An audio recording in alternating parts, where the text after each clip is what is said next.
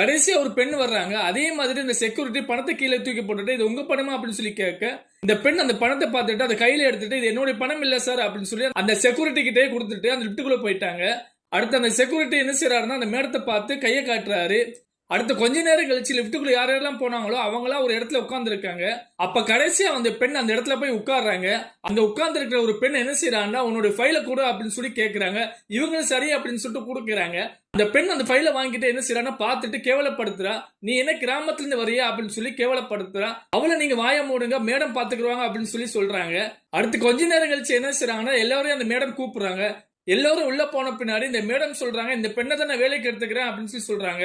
அந்த பெண்ணு ரொம்ப நன்றி அப்படின்னு சொல்றாங்க. அந்த 3 பேரும் அந்த மேடத்துக்கிட்ட கேட்கிறாங்க, நாங்க நல்லா படிச்சிருக்கோம் நல்ல மதிப்பெண் எடுத்திருக்கோம், நீங்க அந்த பெண்ணை வேலைக்கு எடுத்துறீங்க அப்படின்னு சொல்லி கேட்க, நீங்க வரும்போது அந்த செக்யூரிட்டி கீழே பணம் கிடக்கு அப்படின்னு சொன்னாங்களே அது யாருடைய பணம் அப்படின்னு சொல்லி கேட்கறாங்க. இந்த 3 பேரும் எதுவும் சொல்லாம அமைதியா இருக்காங்க. இப்ப நீங்க எடுத்துட்டு போன பணத்தை மரியாதை கீழே வைங்க அப்படின்னு சொன்ன உடனே அந்த பணத்தை வச்சுட்டு அவங்க பாட்டுக்கு கிளம்பி போயிட்டாங்க. அடுத்து இந்த மேடம் என்ன பண்றாங்கன்னா அந்த பெண்ணை வந்து அந்த சீட்ல உட்கார சொல்றாங்க.